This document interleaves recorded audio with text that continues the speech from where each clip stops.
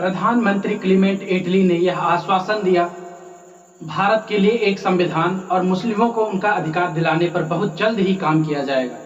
और इसी के साथ हिज मैजिस्ट्री के 3 कैबिनेट मंत्री में भारत भेजे गए। इन्हीं को कैबिनेट मिशन की संज्ञा दी गई। कैबिनेट मिशन के भारत आने के बाद गांधी जी से वार्तालाप हो रही थी।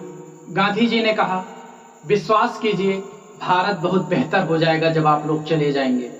तब अंग्रेजी कैबिनेट मंत्रियों ने कहा, हम भी यही चाहते हैं, पर आने वाले हिंसा और रक्तपात को कैसे रोका जाएगा। तब ये उपमहाद्वीप टूटकर पाकिस्तान, हिंदुस्तान और प्रिंसिस्तान बनेगा। तब क्योंकि उस समय मोहम्मद अली जिन्ना पाकिस्तान की मांग कर रहे थे, अपने जो प्रिंसली स्टेट थे वह अपने राज्य की अलग स्वतंत्रता मांग रहे थे, और कांग्रेस सभी को मिलाकर एक राष्ट्र की स्वतंत्रता मांग रही थी। बापू ने कहा, तब मत तोड़िए हमारे भारत को, हमें एक साथ एक गुट में स्वतंत्रता दीजिए। फिर अंग्रेज ने कहा, तो मोहम्मद अली जिन्ना के पाकिस्तान का प्रस्ताव का क्या होगा। तब बापू ने कहा कि आप मेरे भाई मोहम्मद अली जिन्ना की बात क्यों मान रहे हैं, किसी और की क्यों नहीं मान रहे। तब अंग्रेजों ने कहा, काश आपकी बात सही हो, और जब हम शिमला में एकत्र हों तब आपका वहां होना बहुत जरूरी है।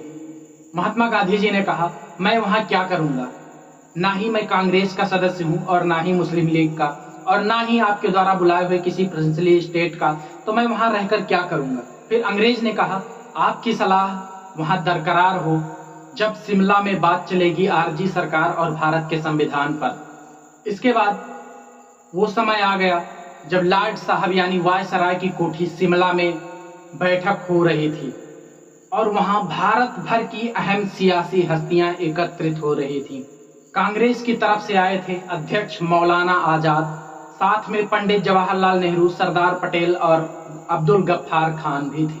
और मुस्लिम लीग की तरफ से मिस्टर जिन्ना, लियाकत अली खान, सरदार निस्तर और जनाब इस्माइल खान, और सिख, पादरी और दलितों के नुमाइंदे भी वहां एकत्रित हो रहे थे।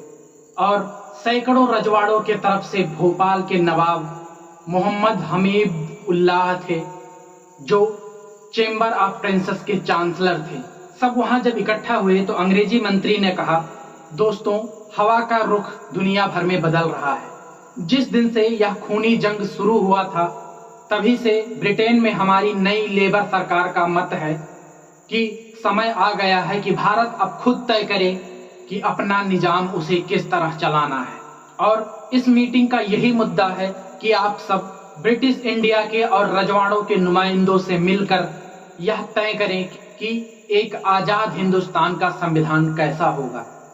और इधर जिन्ना साहब को ये बात खाए जा रही थी कि कांग्रेस, जिसे वह सिर्फ हिंदुओं की पार्टी मानते थे, उसमें आधा से ज्यादा लोग मुसलमान थे, और उस समय उसकी अध्यक्षता जो कर रहे थे वह भी एक मुसलमान थे। इस माहौल में शिमला की ठंड हवाओं को भी गर्म होना लाजमी था। तब मौलाना अबुल कलाम आजाद ने कहा कि मैं और मेरे साथी यानी कांग्रेस यहाँ पूरे हिंदुस्तान की आज़ादी की पेशकश लिए बैठे हैं। अपने अपने मजहबों को हम स्वतंत्रता के बाद समझ लेंगे, हम कहाँ रहेंगे, कैसे रहेंगे, एक राष्ट्र में रहेंगे, अलग अलग रहेंगे, लेकिन अभी हमें एक साथ स्वतंत्रता मिलनी चाहिए, हमारा देश बटे ना।